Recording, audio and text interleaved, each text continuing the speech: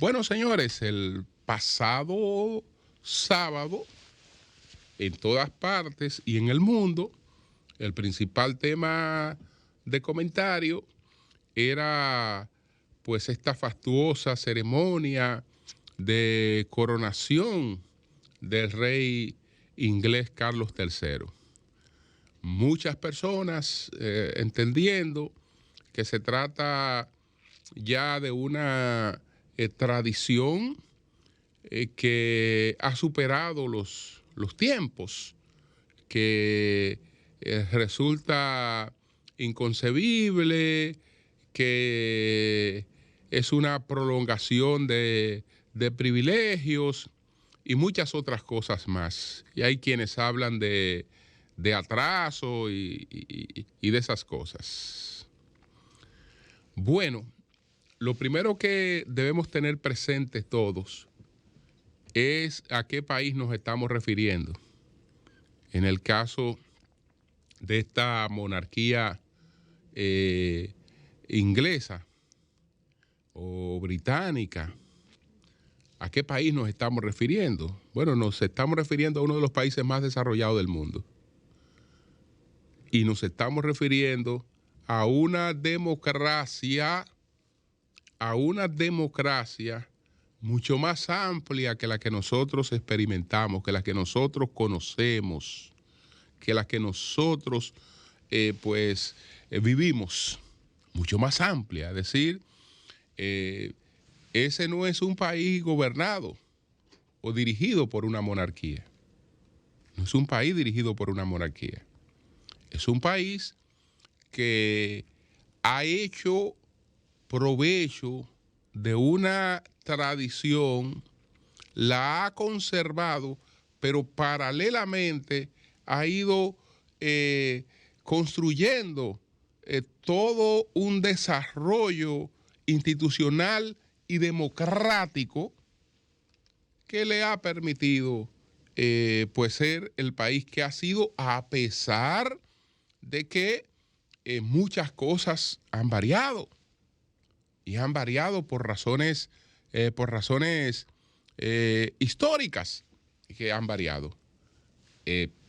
Toda Europa, no solo Inglaterra, durante más de 400 años, mantuvieron un dominio de gran parte de la geografía mundial.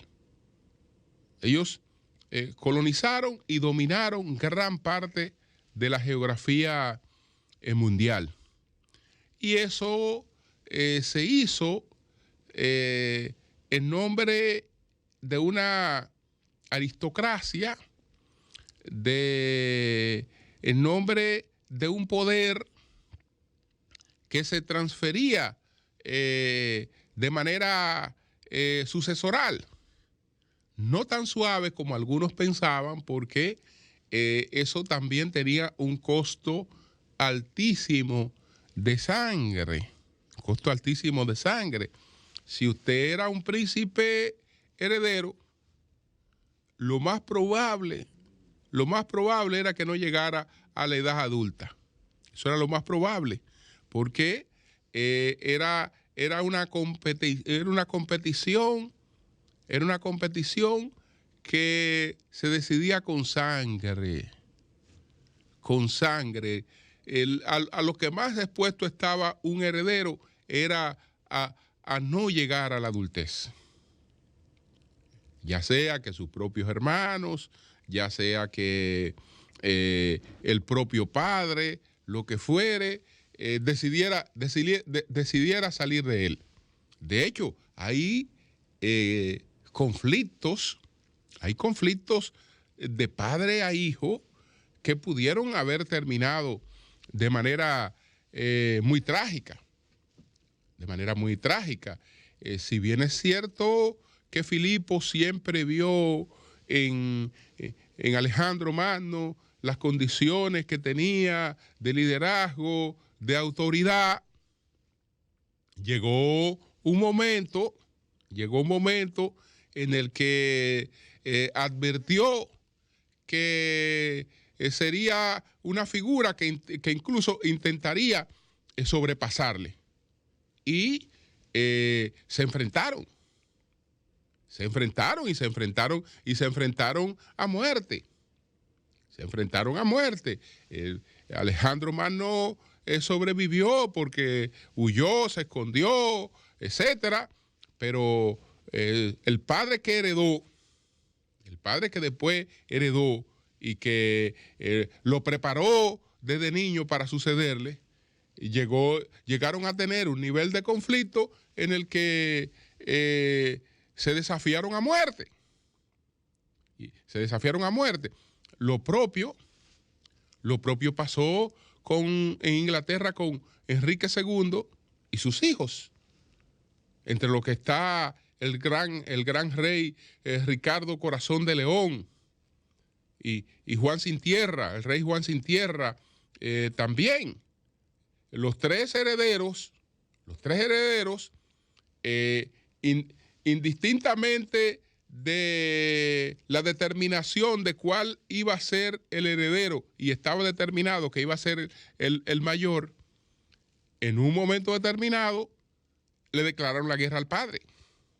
Y el padre tuvo que enfrentar una guerra declarada por sus hijos. Entonces, no es que eso es sentarme a esperar que pasen los acontecimientos y yo heredo un trono. No. No era así. No era tan fácil la transición. Pero, en definitiva, este sistema que podemos definir como aristocrático, con la Ilustración, y uno de los fenómenos de la Ilustración que podemos identificar con la Ilustración es la Revolución Francesa, entonces va a producir unos cambios. Ya no vamos a tener un poder que lo otorga la sangre. No, vamos entonces hacia un poder que lo otorga el mérito. Vamos hacia una meritocracia. Y para el mérito, entonces, va a aparecer un factor que es fundamental para ese mérito. No es el único, pero va a ser un factor fundamental, que es el de la formación, que es el de la educación. Entonces la educación pasa a ser un elemento clave en la formación de la meritocracia. Y como el poder del rey era una delegación divina y los conflictos se manejaban en función de esa intermediación divina que ejercía su majestad. Bueno, eso con la Revolución Francesa, a partir de la Revolución Francesa, lo vamos a cambiar. Y a partir de ahí, ya los conflictos no se dirimen en función de lo que determina una razón divina ejercida a través de la mediación del rey, sino que vamos a tener elementos como el de la razón, como el de la justicia, y entonces la sociedad pasa a lo que es el humanismo. El humanismo no es otra cosa que la prevalencia de los criterios de la razón sobre estos criterios que ya tenían una predeterminación.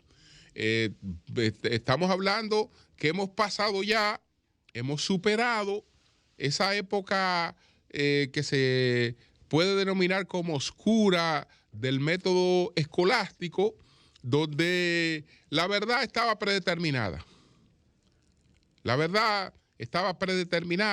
Ahí se vacaciona la filosofía y es sustituida por la teología, porque la filosofía no es otra cosa que una búsqueda constante de la verdad. Es una búsqueda prácticamente inalcanzable de la verdad porque es constante. Si ya la verdad está dada, que era el método escolástico, ya la verdad está dada, entonces lo que hay es que razonar en función de llegar a explicar las cosas en función de una verdad que ya ha sido dada. No. Con la ilustración, pues todo eso va quedando atrás. Va quedando atrás. Y si bien es cierto que prevalecen algunos reinados, entonces ya se va produciendo esa modificación que llega hasta nuestra época.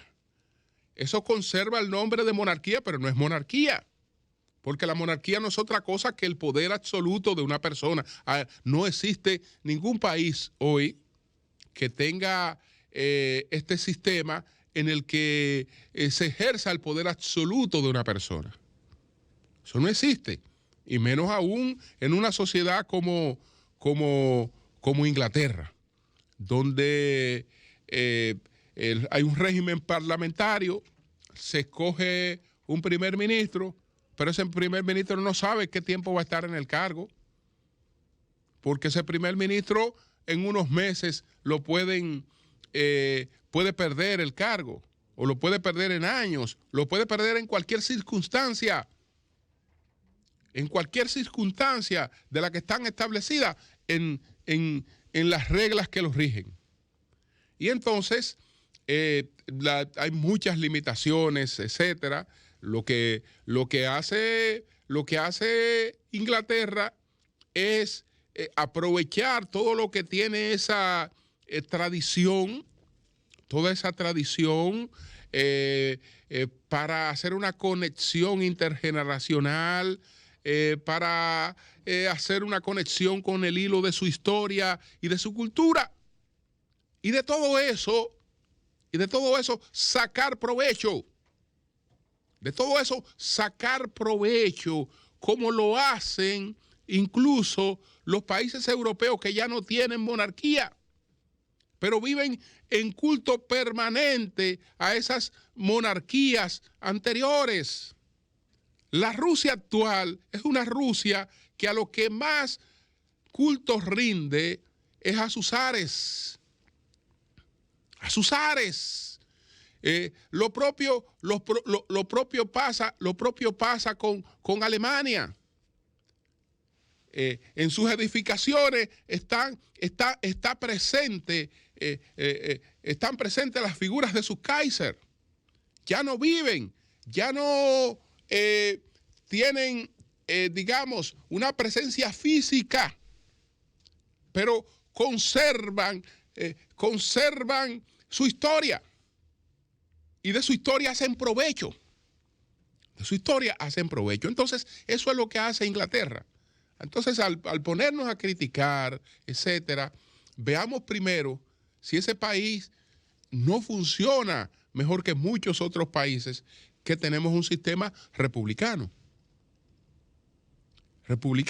Y si allí no hay un respeto institucional mayor que el que reina en muchos países republicanos.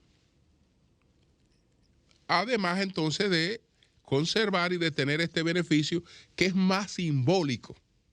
Es más simbólico que un poder real. Pero grandes provechos en la representación que tiene. Porque indudablemente esto se coloca por encima de cualquier figura.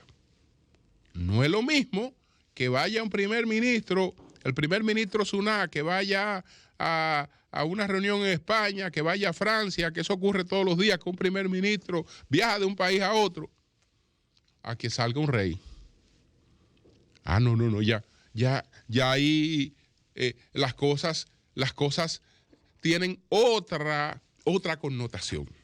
Entonces Inglaterra, si eso lo único que hace es darle beneficio, lo aprovecha. Entonces, eso es lo que ocurre. Bueno, en Chile, pues, hubo elecciones ayer.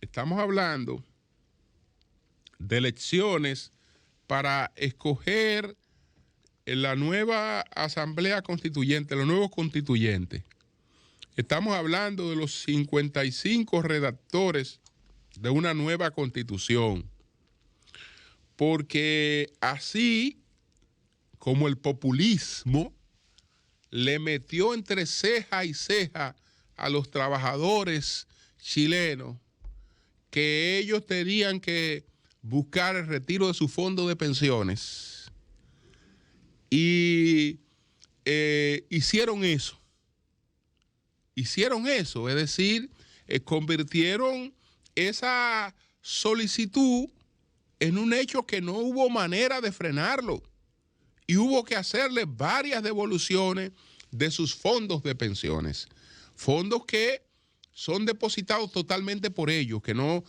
lo pone una parte el empleador, como en la República Dominicana, que la parte más importante la pone el empleador, sino que los colocan ellos mismos. Bueno, se les convenció de que esa era una reivindicación altamente beneficiosa. Desbarataron los fondos de pensiones, son más pobres que antes de alcanzar esos retiros, y hoy no aparece un solo de los irresponsables que promovió eso, que defienda eso. No aparece un solo de los irresponsables que promovió eso, que defienda eso. Bueno, asimismo, se le metió en la cabeza que la constitución que ellos tenían no podían seguirla teniendo porque era la constitución de Pinochet. Señores, ¿quién ha dicho que una constitución es de Pinochet, es de Trujillo o es de Napoleón? Una constitución es de la época en la que se elabora, porque nadie se sienta aislado a redactar una constitución. A la hora de redactar una constitución, como ocurrió con nosotros en el año de 1844, ¿qué vamos a hacer? ¿Que somos un país nuevo, que nos vamos a poner a inventar la rueda de la carreta? No. Nosotros teníamos la Constitución de Cádiz. Nosotros teníamos la Constitución haitiana. Nosotros teníamos la declaración, la Constitución estadounidense. ¿Y qué hicimos? Hicimos una constitución en base a esos referentes constitucionales que tenemos. Entonces, no importa quién estuviera al mando en ese momento, las constituciones no hacen otra cosa que reflejar las corrientes y la época en la que se redactan, y todas están más o menos caracterizadas por una serie de compromisos y convenciones que previamente la condicionan. Entonces, meterle en la cabeza a la gente de que un país puede cambiar, porque mira, vamos a cambiar la constitución, que el país va a cambiar. Entonces, ¿qué vamos a hacer? Bueno, vamos a hacer una carta a la medida, vamos a poner una constitución que te garantice derechos. Como nosotros mismos que le hemos incluido a la constitución una serie de cosas, al extremo de que si una gente hoy no tiene un peso en los bolsillos, si está arrancado, es probable que se le estén violando sus derechos constitucionales, porque esta es una constitución de un Estado económico, es un Estado social de derecho que garantiza el bienestar. Aquí está garantizado el bienestar. Bueno, porque se nos ocurre poner cualquier tontería. Bueno, no, eso vamos a garantizarlo constitucionalmente. Y se nos va la mano, olvidándonos de la advertencia del maestro constitucionalista, que nos dice entonces que la convertimos en un pedazo de papel cuando tratamos de pedirle peras al olmo, cuando la llevamos más allá de la realidad económica y social de una sociedad, de lo que esa sociedad puede garantizar. Bueno, entonces, ustedes saben que se hizo una constituyente, esa constituyente fue mayor parte de gente representante de los pueblos marginados, etcétera, y desarrollaron una constitución que el chileno tenía derecho a todo. tenía derecho a todo, a todo. Pero fue un disparate tan grande, que después se avergonzaron de lo que hicieron y no la pudieron aplicar. No la pudieron aplicar. Entonces, después de dar el voto para que se hiciera una nueva constitución, fueron a un referéndum y esa constitución alcanzó un rechazo mayoritario. Ahora hay que volver de nuevo, pero ahora la tendencia se ha revertido y eso no es bueno tampoco. ¿Por qué? Porque ahora, si en el referéndum de la constitución disparatosa, primaron los sectores sociales de izquierda, bueno, ahora han primado sectores sociales de la derecha. Y probablemente eso nos lleve también a extremos en cosas que una sociedad debe dejar al consenso. Y que debe limitar su esfera constitucional a las cuestiones básicas, porque no puede pretender constitucionalizarlo absolutamente todo. Entonces, ahora pues estamos en el otro extremo. Y así no se auguran buenos resultados. No auguran buenos resultados porque una constitución tiene que ser un consenso. No puede ser el que una mayoría se imponga sobre otros sectores. No puede ser eso. Y entonces, en la tendencia que vemos, eso es lo que se va a dar.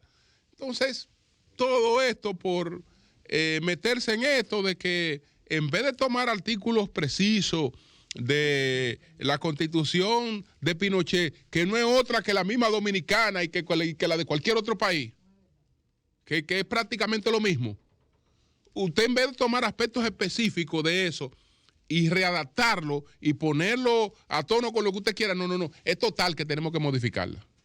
Y ahí se han envuelto en un enredo del que no salen. Bueno, ahora este grupo que ganó era más partidario de la Constitución que estaba vigente.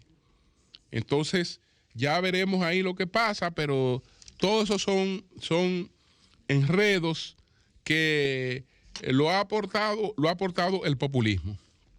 Quiero referirme